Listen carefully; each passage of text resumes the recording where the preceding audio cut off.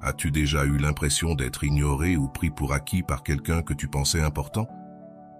Il y a quelque chose de fascinant dans la façon dont le détachement et la distance peuvent transformer la perception des autres à notre égard.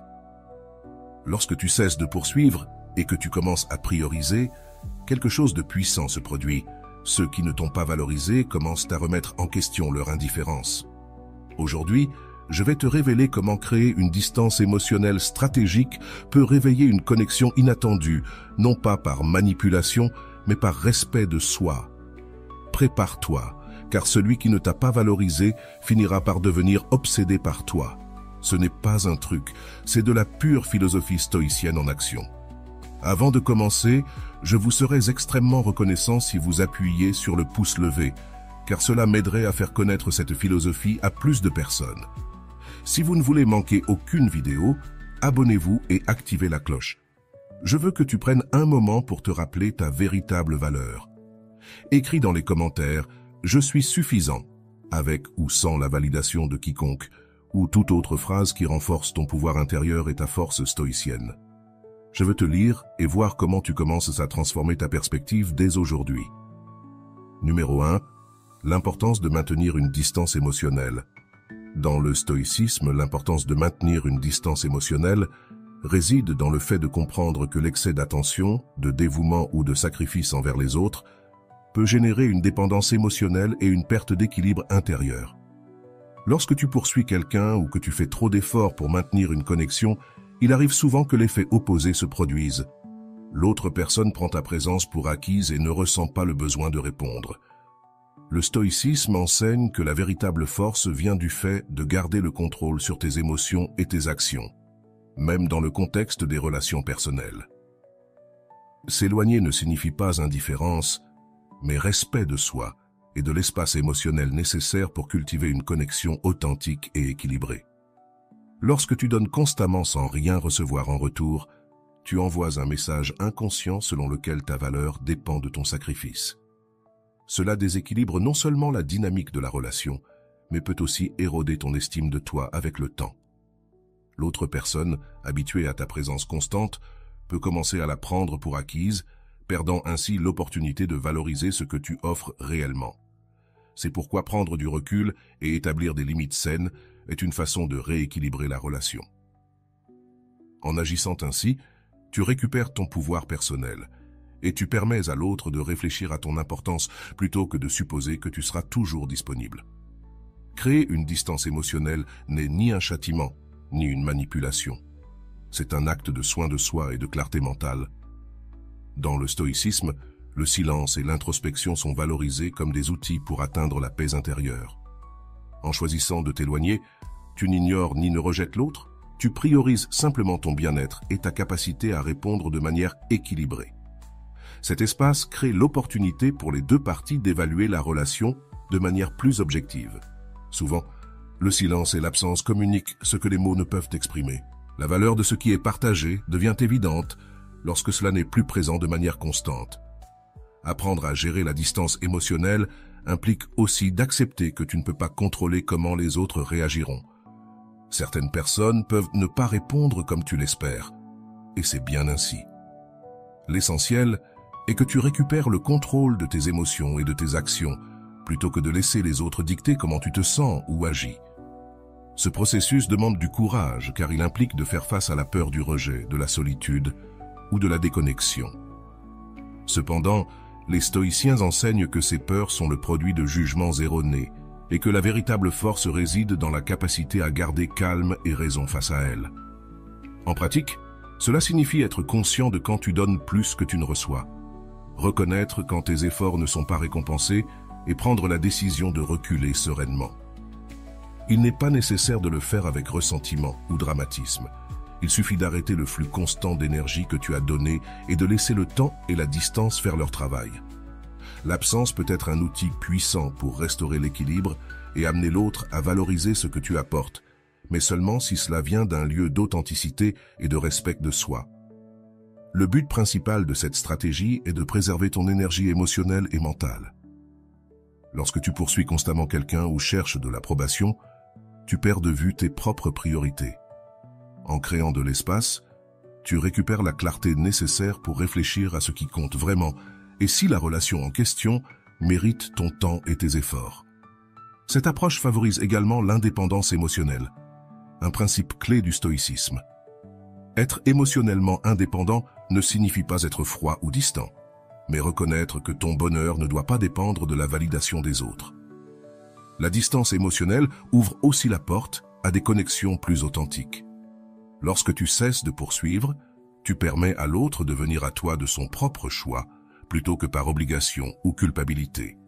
Cela crée un terrain fertile pour des relations plus équilibrées et significatives, où les deux parties s'apprécient et se respectent mutuellement.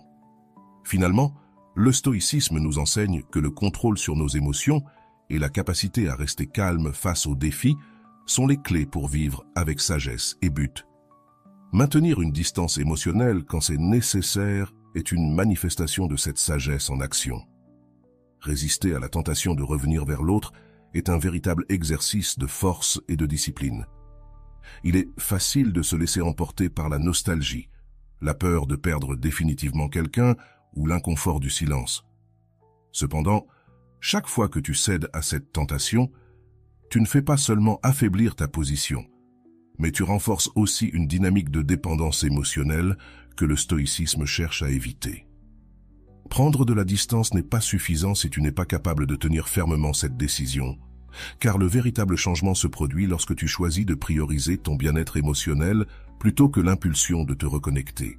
La clé est de comprendre que la distance émotionnelle ne concerne pas seulement l'espace physique, mais aussi de briser les schémas nuisibles qui t'ont maintenu piégé dans une relation déséquilibrée. Si tu te rapproches trop tôt, tu envoies un message indiquant que ta décision n'était pas authentique, mais une réaction temporaire. Cela te nuit non seulement, mais cela dévalorise aussi la nouvelle dynamique que tu essaies d'établir. En revanche, lorsque tu résistes à la tentation, tu récupères ton pouvoir personnel et montres que ta valeur ne dépend pas de la validation ou de l'attention de cette personne. Résister est un acte de contrôle de soi qui renforce ton caractère. Dans le stoïcisme, on valorise la capacité à gouverner ses émotions et à ne pas permettre aux circonstances extérieures de déterminer tes actions. Chaque fois que tu choisis de ne pas céder à la tentation de revenir, tu pratiques ce principe. Ce n'est pas facile car cela va à l'encontre des impulsions naturelles de chercher du réconfort ou de combler un vide émotionnel, mais c'est précisément dans ces moments de défi que se forge ta véritable force. En restant ferme, tu ne gagnes pas seulement en autonomie, mais tu montres aussi à toi-même que tu peux surmonter les désirs momentanés pour un bien plus grand. La tentation de revenir peut surgir de pensées comme « Et si maintenant les choses étaient différentes ?» ou « Et si cette fois tout s'améliorait ?» Mais ces idées sont souvent des illusions créées par l'esprit pour éviter l'inconfort temporaire. En réalité, céder à cette tentation te ramène souvent dans le même cycle de frustration et de déséquilibre. Le stoïcisme t'invite à observer ces pensées avec clarté, à t'en détacher et à te rappeler que le pouvoir réside dans la constance et la discipline pour maintenir tes décisions. Chaque fois que tu résistes, tu construis une version plus forte et équilibrée de toi-même. Il est important de reconnaître que résister n'est pas un acte d'orgueil ni de punition envers l'autre, mais un acte d'amour propre et de respect pour le processus de croissance personnelle que tu as choisi. Chaque fois que tu maintiens ta distance, tu ne fermes pas la porte à jamais, mais tu permets à chaque partie de réfléchir et de retrouver de la clarté. Une reconnexion doit être faite depuis un lieu d'équilibre et non depuis la nécessité. Jusqu'à ce moment-là, le temps et l'espace t'appartiennent. Et chaque moment où tu choisis de rester ferme renforce ton pouvoir personnel et te rend plus attractif. Non seulement pour les autres, mais aussi pour toi-même. La pratique quotidienne de résister à la tentation implique de te rappeler pourquoi tu as pris la décision initiale. Peut-être était-ce parce que tu sentais que tu donnais plus que ce que tu recevais, ou parce que la relation avait perdu son équilibre. Quelle que soit la raison, tu dois la garder en tête comme une ancre pour te maintenir ferme dans les moments de doute. Tu peux utiliser des outils comme la méditation, l'écriture, ou même te parler à toi-même devant le miroir pour renforcer ton engagement. Rappelle-toi que ce n'est pas une question d'ignorer tes émotions, mais de ne pas laisser ces dernières dicter tes actions. Chaque fois que tu résistes, tu renforces ton pouvoir personnel et ton estime de toi. Tu envoies un message clair, tant à toi-même qu'aux autres, que tu valorises ton énergie et ton temps. Cet acte de résistance te permet de rediriger ton attention vers toi-même, vers tes objectifs et vers ce qui compte vraiment dans ta vie. Lorsque tu parviens à prioriser, l'impact se reflète non seulement sur ton bien-être émotionnel, mais aussi sur la façon dont les autres te perçoivent. L'attraction véritable naît quand une personne projette de la sécurité, de l'indépendance et du contrôle de soi. Ces qualités se développent en résistant à la tentation de revenir à de vieux schémas. Le troisième point est la peur de te perdre. La peur de te perdre est un outil puissant dans les relations humaines, non pas comme une stratégie manipulatrice, mais comme une conséquence naturelle de la valorisation de ton temps, de ton énergie et surtout de toi-même. Lorsqu'une personne s'habitue à ta présence constante, elle peut commencer à prendre ce que tu offres pour acquis, ignorant la valeur que tu apportes. En créant une distance émotionnelle, tu inverses cette dynamique et permets à l'autre personne de ressentir la possibilité de te perdre. Ce sentiment, bien que désagréable, est souvent nécessaire pour qu'elle reconsidère son attitude et commence à te valoriser réellement. Lorsque tu donnes trop sans recevoir dans la même mesure, tu envoies un message inconscient que tu seras là, quoi qu'il arrive. Cela non seulement déséquilibre la relation, mais érode aussi ton estime de toi et tes limites. Créer cet espace ne signifie pas couper la relation ni t'éloigner complètement, mais établir une barrière saine qui te permet de récupérer ton pouvoir personnel. Cet acte de distanciation crée une pause nécessaire pour que l'autre personne réfléchisse à ce que tu apportes et fasse face à l'idée de te perdre. La peur de te perdre apparaît lorsque ton absence crée un vide évident dans la vie de l'autre. Quand tu es toujours disponible, quand tu dis toujours oui, ta présence devient un bruit de fond. Cependant, lorsque tu choisis de prioriser et de retirer cette attention constante, ta valeur devient évidente. Comme le disait Marc Aurèle, l'absence est un rappel de ce qui compte vraiment. En maintenant la distance émotionnelle, tu permets à cette leçon d'émerger, non pas à travers des mots, mais à travers l'expérience directe de ce que cela signifie ne pas t'avoir prêt. Ce processus demande de la discipline et une clarté absolue sur ton objectif. Il est normal que des doutes surgissent ou que l'envie de revenir te tenter. Cependant, c'est là que le stoïcisme t'enseigne à agir selon la raison et non selon l'émotion. Tu ne crées pas cette peur pour manipuler ou nuire, mais pour restaurer un équilibre qui avait été perdu. Rester ferme dans ta décision envoie un message puissant, non seulement à l'autre, mais aussi à toi-même, que tu mérites d'être valorisé et que ton temps et ton énergie ont des limites. La réaction de l'autre personne à cette distance peut varier. Certains peuvent répondre avec gratitude, reconnaissant ce qu'ils ne voyaient pas avant. D'autres peuvent résister, pris dans leur orgueil ou leur confort. Cependant, l'essentiel n'est pas la réaction de l'autre, mais ton engagement à maintenir tes principes. Rappelle-toi que tu ne peux pas contrôler la façon dont les autres réagiront, mais tu peux contrôler comment tu choisis d'agir. C'est le cœur du stoïcisme. Se concentrer sur ce qui est sous ton contrôle et lâcher prise sur ce qui ne l'est pas. Lorsque la peur de te perdre commence à faire effet, tu remarqueras un changement dans la dynamique. L'autre personne peut chercher à se reconnecter avec toi, montrer un véritable intérêt ou même changer des comportements qui auparavant t'affectaient. Ce changement ne se produit pas parce que tu l'exiges, mais parce que l'expérience de ton absence les oblige à réévaluer tes actions et ton importance dans leur vie. En n'étant pas là pour remplir automatiquement le vide, tu leur permets de faire face à la réalité de ce que signifie te perdre. Cet espace pour la réflexion est essentiel pour que toute relation se transforme et évolue. Cependant, tu dois être préparé à accepter n'importe quel résultat.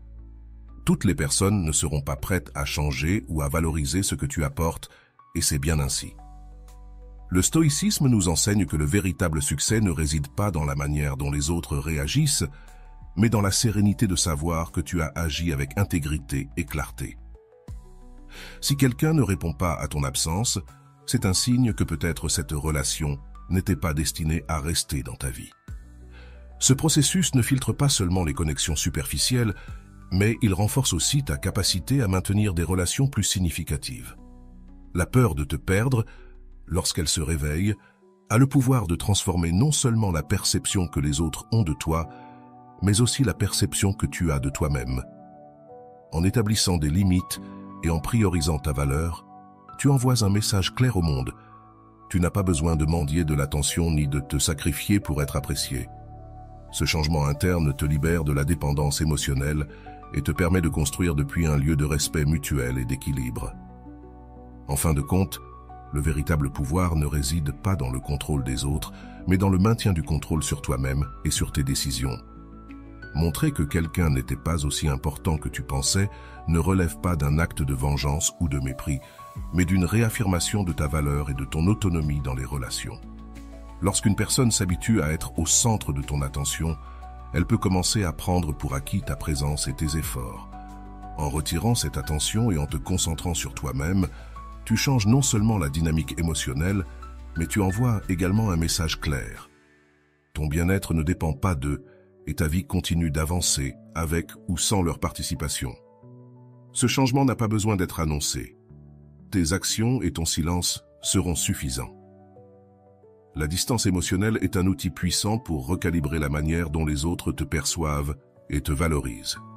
Lorsque quelqu'un est habitué à recevoir ton temps et ton affection sans effort, il a tendance à croire qu'il a une place assurée dans ta vie. En retirant cette énergie, tu montres que tu n'es pas une ressource inépuisable et que ton attention n'est pas un droit mais un privilège. Cela crée un espace nécessaire pour qu'ils réfléchissent à leur attitude et à ce qu'ils apportaient réellement à la relation.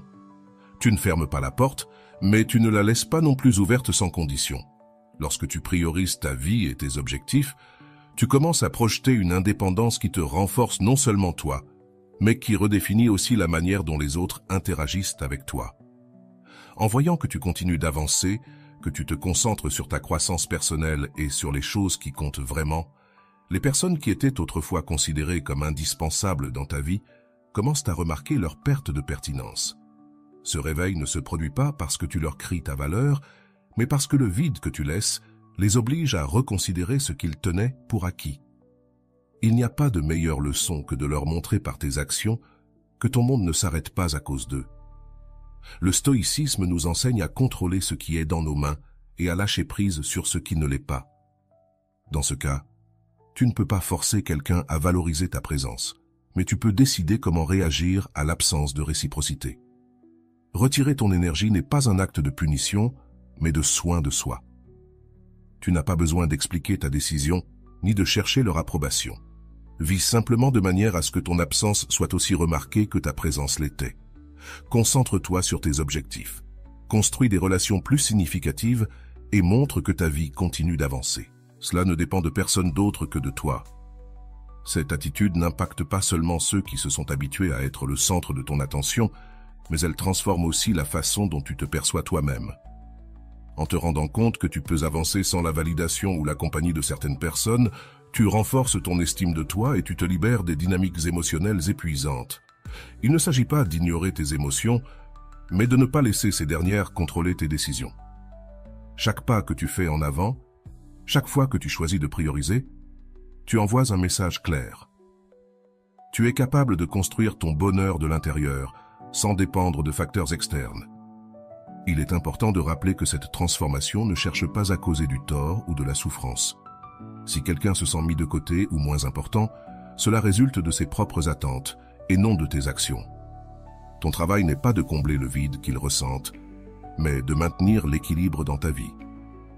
Le stoïcisme nous rappelle que les relations les plus précieuses sont celles basées sur le respect mutuel et l'équilibre, et toute connexion qui dépend exclusivement de ton sacrifice ne mérite pas l'espace qu'elle occupait. À mesure que tu avances sur ce chemin, tu remarqueras que les personnes qui apprécient vraiment ta présence commenceront à faire un effort sincère pour se reconnecter avec toi. Elles le feront non pas parce que tu les manipules, mais parce qu'elles ont compris ce que tu apportes à leur vie. Ceux qui ne le feront pas resteront simplement derrière, et c'est bien ainsi. Tout le monde n'est pas destiné à rester, et apprendre à accepter cela fait partie du développement personnel. Ton énergie doit être investie dans ceux qui la valorisent et l'apprécient, pas dans ceux qui la prennent pour acquise. Montrer que quelqu'un n'était pas aussi important que tu le pensais n'est pas un acte de mépris, mais une déclaration du fait que tu t'éclates toi-même en premier.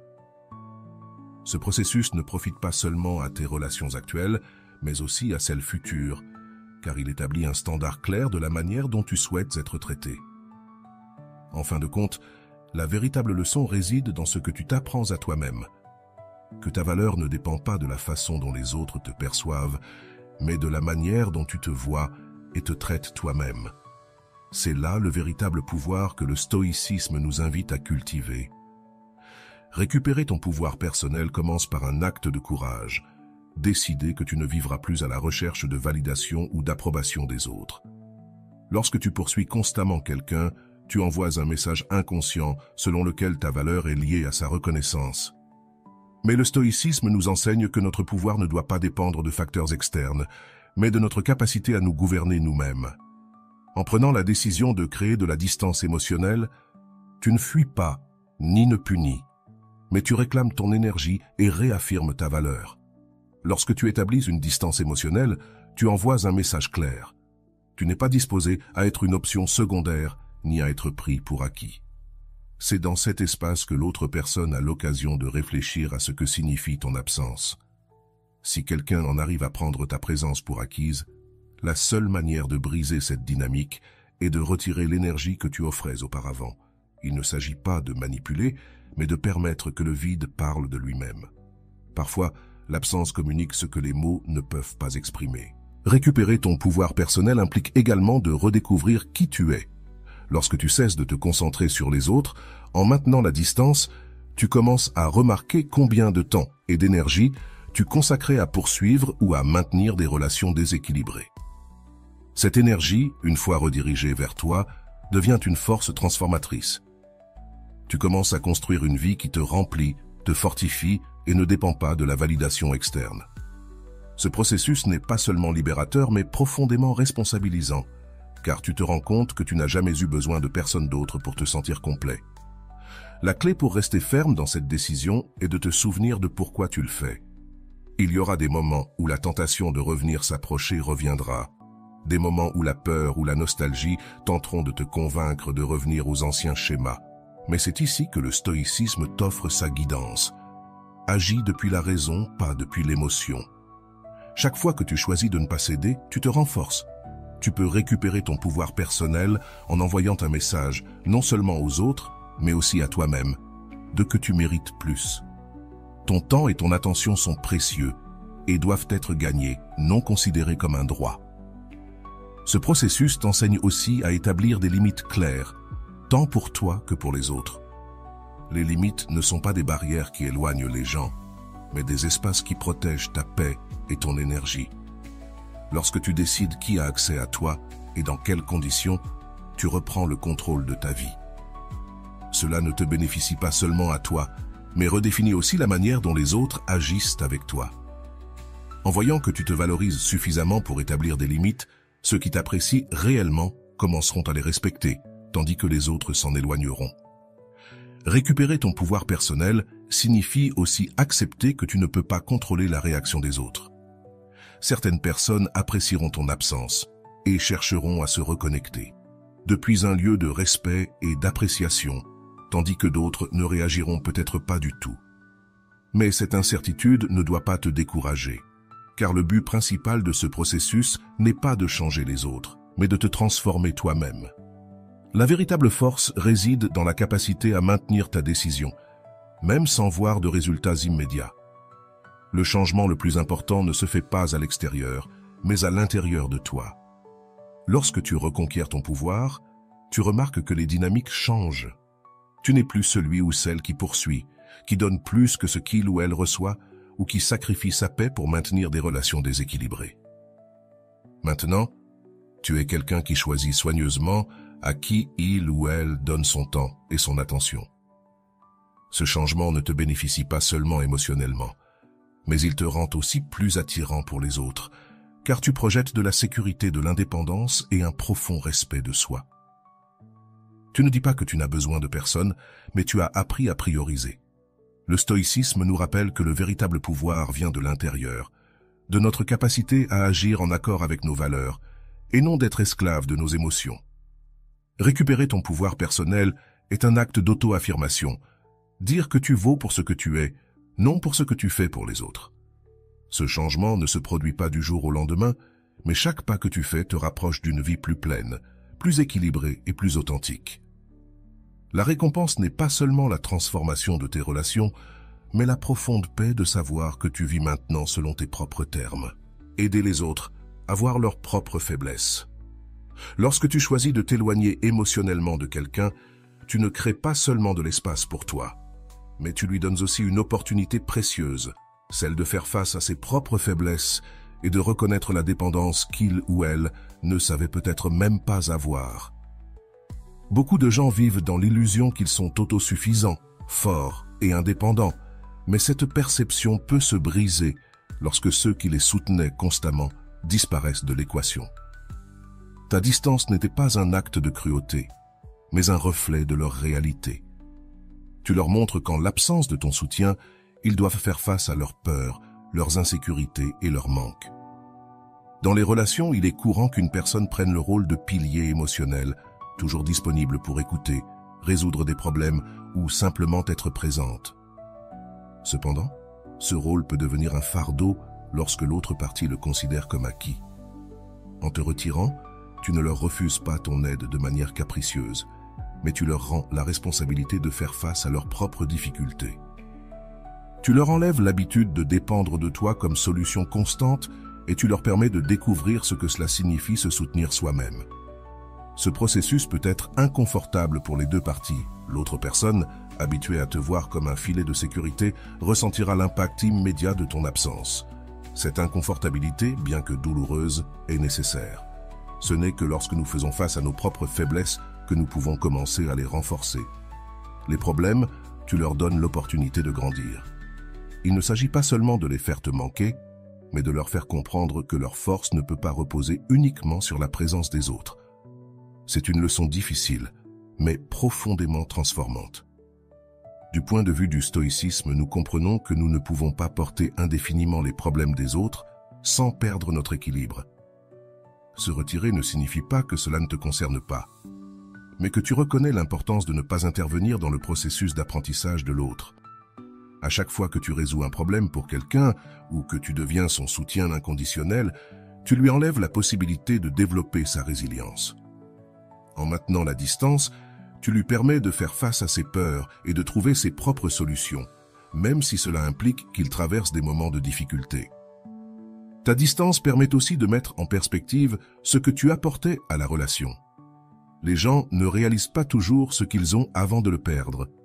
En te retirant, tu ne cherches pas à ce qu'ils te recherchent désespérément, mais tu montres ce que tu signifiais réellement dans leur vie. À mesure qu'ils affrontent leurs propres insécurités, ils commenceront à se rendre compte du vide que tu laisses, pas seulement en termes de soutien émotionnel, mais aussi dans la connexion et l'équilibre que tu apportais. Cette prise de conscience n'est pas immédiate, mais elle est profonde et peut changer la dynamique de la relation. Il est important de se rappeler que ce processus n'est pas une punition, mais une manière de te respecter toi-même tout en permettant à l'autre de grandir. Si tu essaies de forcer cette leçon ou agis avec du ressentiment, le message se perd. Reste ferme dans ta décision, mais fais-le depuis un endroit de sérénité et de respect. Tu ne t'éloignes pas pour faire du mal, mais pour protéger ton énergie et offrir à l'autre la possibilité d'apprendre ce que cela signifie se soutenir par soi-même. Cet acte de détachement, bien qu'il puisse sembler froid, est l'une des formes les plus pures d'amour-propre et de respect mutuel. Il y aura ceux qui n'accepteront pas cette leçon ou qui se sentiront mal à cause de ton absence, mais le stoïcisme nous enseigne que nous ne pouvons pas contrôler comment les autres réagissent, seulement comment nous agissons. Si ta décision de te retirer les met mal à l'aise, ce n'est pas ta responsabilité d'apaiser cette gêne. En fin de compte, la croissance personnelle est un chemin individuel, et tu ne peux pas le parcourir pour eux. Laisse-les affronter leur propre bataille, car chaque pas qu'ils font par eux-mêmes est un pas vers leur propre force. En fin de compte, ce processus ne transforme pas seulement l'autre personne, mais aussi toi. Il te libère du fardeau de te sentir responsable des émotions ou des problèmes des autres et te permet de recentrer ton énergie sur ce qui compte vraiment, ton bien-être et ton développement. Tu retrouves ta paix intérieure en lâchant ce qui ne te revient pas, et cela te rend plus fort, plus serein et plus conscient de ta propre valeur. Dans le silence de ton absence, tu leur permets de découvrir leurs faiblesses et en même temps, tu renforces tes limites. Vous grandissez tous les deux et c'est le véritable pouvoir de la distance émotionnelle. Numéro 7. comment le silence change la dynamique. Le silence a un pouvoir que nous comprenons rarement avant de l'utiliser consciemment. Dans un monde rempli de bruit, d'explications et de paroles qui perdent souvent leur sens, le silence émerge comme un outil transformateur. Lorsque tu choisis de te taire, tu ne fais pas simplement cesser de parler. Tu crées un vide que l'autre personne ne peut ignorer. Ce vide ne les oblige pas seulement à remarquer ton absence, mais il les confronte également à leurs propres pensées, peurs et insécurités. C'est dans cet espace qu'ils commencent vraiment à réfléchir à ce que tu représentes pour eux. Le silence change la dynamique parce qu'il élimine la possibilité de se distraire avec des arguments ou des justifications. Lorsque tu parles, il est facile que tes mots soient mal interprétés, ignorés ou pris à la légère. Mais quand tu choisis de ne rien dire, l'autre personne se retrouve avec ses propres idées face à l'absence de réponse. Ce n'est pas une tactique pour manipuler, mais un rappel subtil que ta présence et tes paroles ne doivent pas être considérées comme acquises. Le silence agit comme un miroir qui reflète ce qu'ils ont ignoré ou évité. Au fur et à mesure que le silence s'étend, ils commencent à poser des questions qui n'existaient pas auparavant. Pourquoi n'es-tu plus disponible comme avant? Pourquoi ne réagis-tu plus de la même manière? Pourquoi ce vide semble-t-il si lourd? Ces questions, bien que inconfortables, sont nécessaires pour que l'autre personne commence à apprécier ce que tu as apporté dans sa vie. Le silence ne leur montre pas seulement l'absence que tu laisses, mais aussi l'importance de ton énergie, de ton temps et de ton attention. En n'étant pas là pour combler cet espace, tu permets au vide de parler par lui-même. La clé pour que le silence fonctionne réside dans ta capacité à le maintenir sans chercher des résultats immédiats. Il se peut qu'au début tu ressentes l'envie de le briser, d'expliquer ou de remplir le vide avec des mots, mais résister à cette tentation est essentiel. Le stoïcisme nous enseigne que nous ne pouvons pas contrôler la façon dont les autres réagiront, seulement comment nous choisissons d'agir. En restant ferme dans ta décision de te taire, tu envoies un message clair. Ta valeur ne se mesure pas à la quantité de mots que tu dis, mais à la qualité de ta présence. Le silence change aussi la manière dont tu te perçois. Quand tu choisis de ne pas réagir, quand tu décides de ne pas répondre au chaos ou au drame, tu réclames ton pouvoir personnel. Tu ne permets plus que les émotions de l'autre dictent tes actions. Cet acte de maîtrise de soi te renforce non seulement, mais il te libère aussi du fardeau de te sentir responsable des sentiments des autres. Tu te rends compte que le vrai pouvoir réside dans ta capacité à choisir le moment et les mots qui comptent vraiment. Pendant ce temps, l'autre personne éprouvera une gêne croissante face au silence. Cette gêne n'est pas de ta responsabilité de l'apaiser. C'est une occasion pour elle de réfléchir et de prendre la responsabilité de ses propres émotions. En n'intervenant pas, tu lui permets de faire face à son propre vide, quelque chose qui peut être profondément transformateur si elle en profite. Le silence n'est pas une forme de punition. C'est un espace pour que les deux parties reconsidèrent et réévaluent ce qui importe réellement dans la relation. Avec le temps, tu verras que le silence a un effet clarificateur. Ceux qui apprécient vraiment ta présence chercheront à se connecter de manière authentique. Ils réaliseront que l'accès à toi n'est pas un droit, mais un privilège qui doit être gagné par le respect et la réciprocité.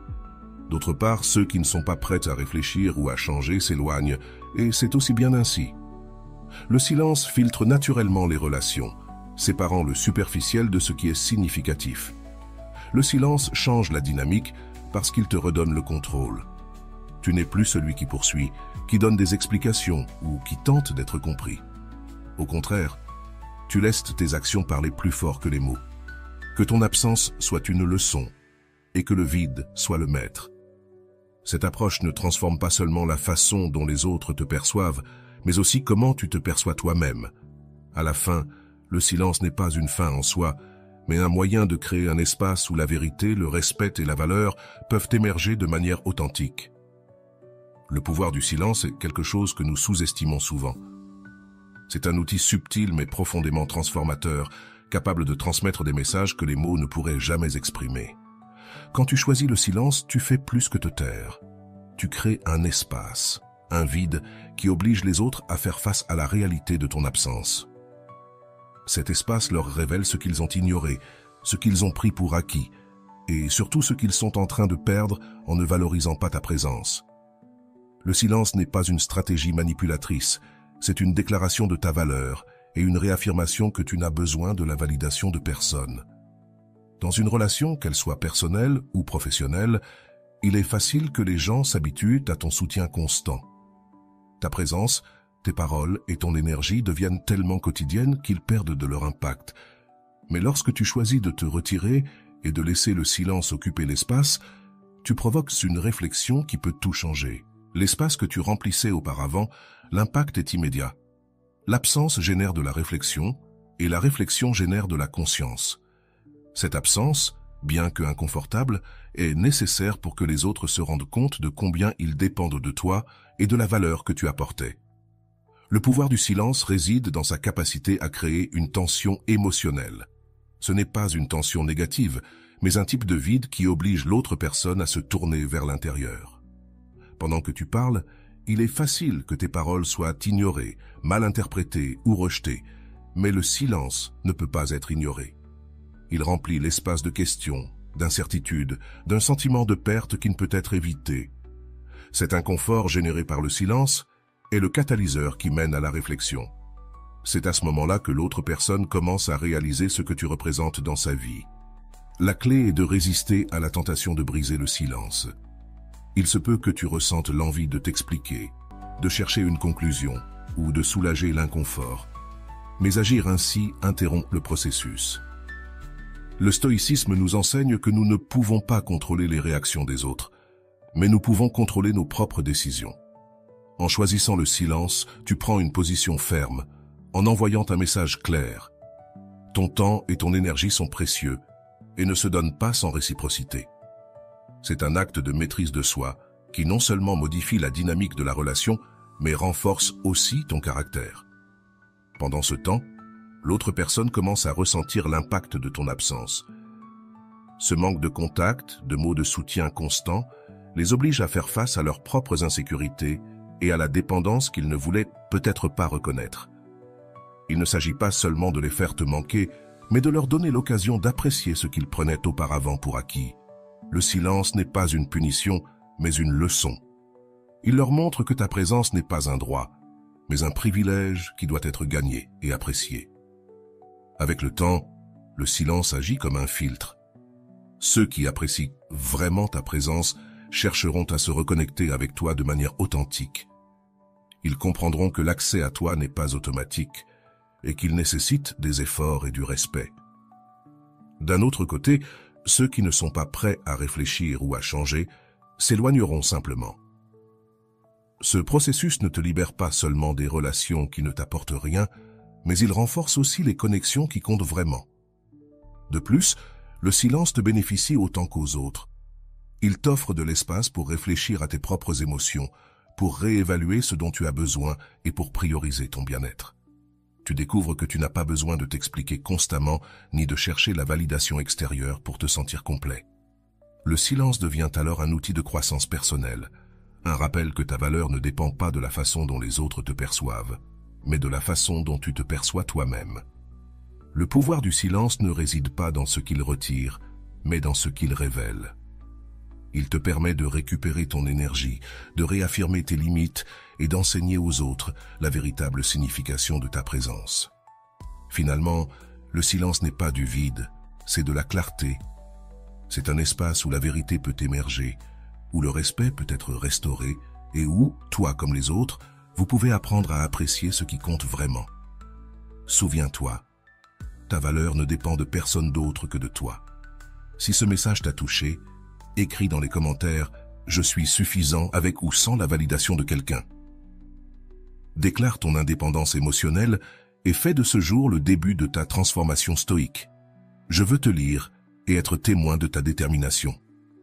Voilà, j'espère que cette vidéo t'a été très utile.